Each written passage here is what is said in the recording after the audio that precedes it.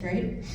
And so along the way, as we were building our business, several of these lessons were painful and hard, but it was so worth learning it, right? I went to Silver Stars and convention the summer of 2015, and our dream had grown wings, and we started dreaming again.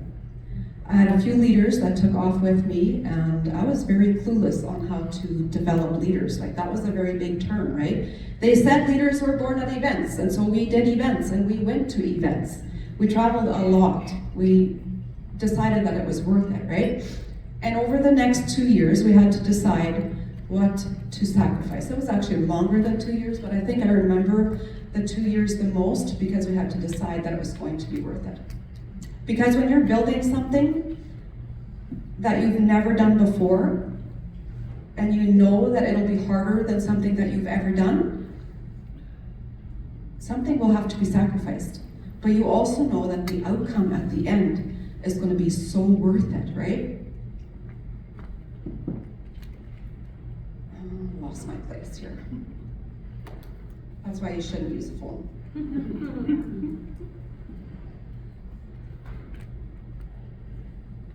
Okay.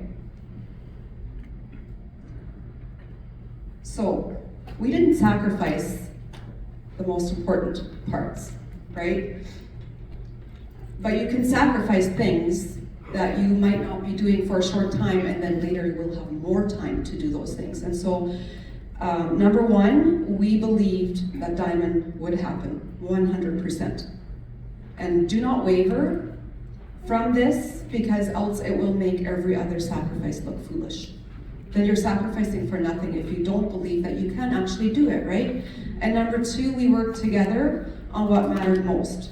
You and your husband are a team, non-competitors.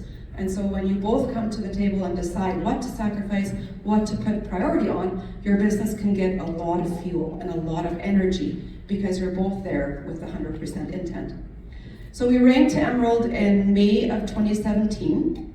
We had our son's wedding at the beginning of the month and convention at the end of the month in Vegas. So don't pick a time that is convenient, because it will never be. There's always going to be lifing, right? The only time I didn't work that month was when we were flying to Vegas, because there was just simply no Wi-Fi in the airplane.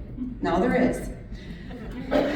So day 2 of convention, we had the last orders to roll over the 1,500 points that we needed. And I opened my back office while we were walking through the casino getting some food, because we'd been mostly in our room working when I saw 1503, and I stood there and cried. But here's the lesson. I had done most of the work myself because I believed so much in it being possible. And the next 3 years, I fought to maintain Emerald. And here's what we learned. The people that get you to one rank will not be the ones that will carry you to your next one. And it's hard to learn that because sometimes you're so invested in those people that you're almost willing to carry them through their story, but you can't. It's their story, it's not yours. And so after a while, I knew that I needed to grow me first. I was the first one that needed to grow before my business could grow. Lift my lid, conquer my areas of unbelief. And then we'd be bringing in new people that wanted this too, right? And so I began being the example to my team, doing the IPA daily, showed up for the book studies, invested in me, took courses, went to trainings.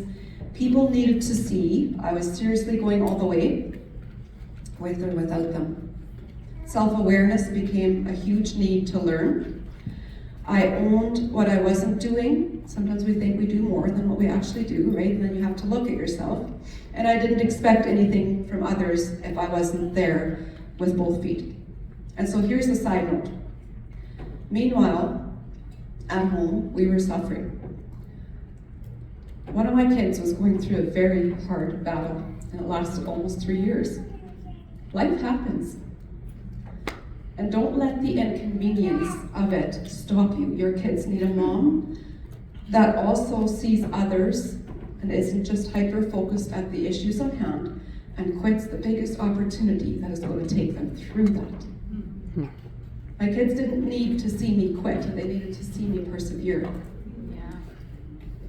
And so we worked hard and brought in more leaders, and these women brought gifts and talents that I didn't have.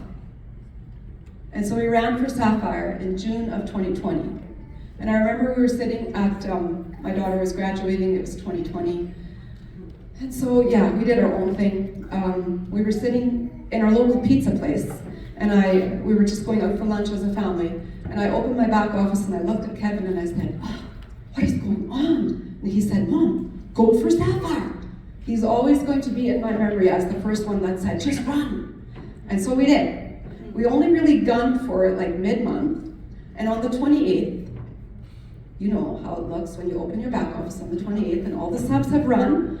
Right? We opened our back office in the morning and we fell over 300 points short of what we had projected. And so we had to decide fast what to do. It would have been easy to say, well, let's just wait for next month, right? But we didn't. We rallied our team, and like Janelle says, we didn't even pee. And we got to work. And we went over to about 3,300 points in 3 days. And so that was June 2020.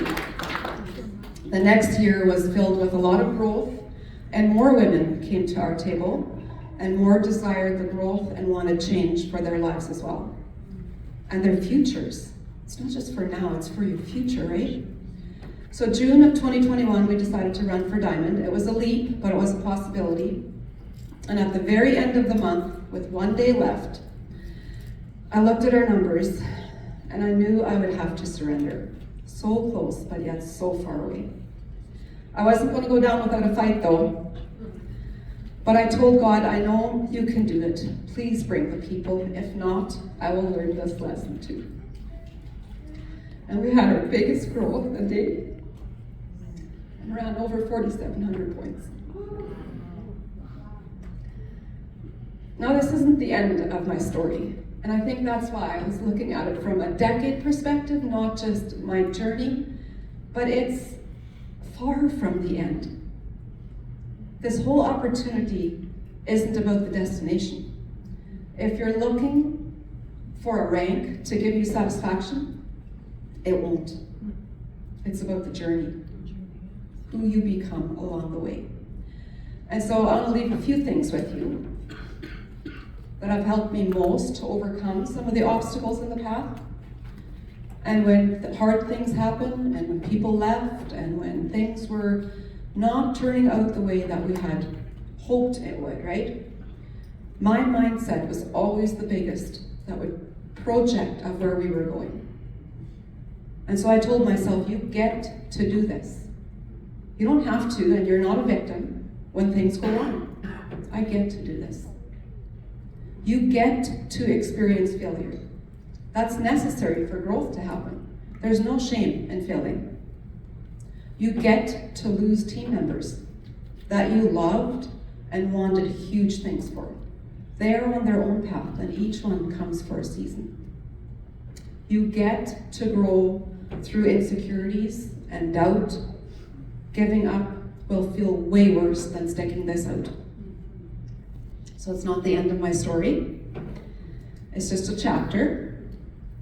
And 1 decade that changed everything for us. And I can honestly say, we're now living our life that I never ever would have been able to write down on a piece of paper like we did today. I would not have written what we are living today. And it's not just money that will get you there, it's your time. Time freedom was the biggest thing that we were always after. And so we have made leaps and bounds of progress in our finances and living our life the way that we had dreamed we would be able to. But the best thing that we get to build is our legacy. No money will touch that, and you get to decide what to leave behind. Now, who's all coming to Diamond with me?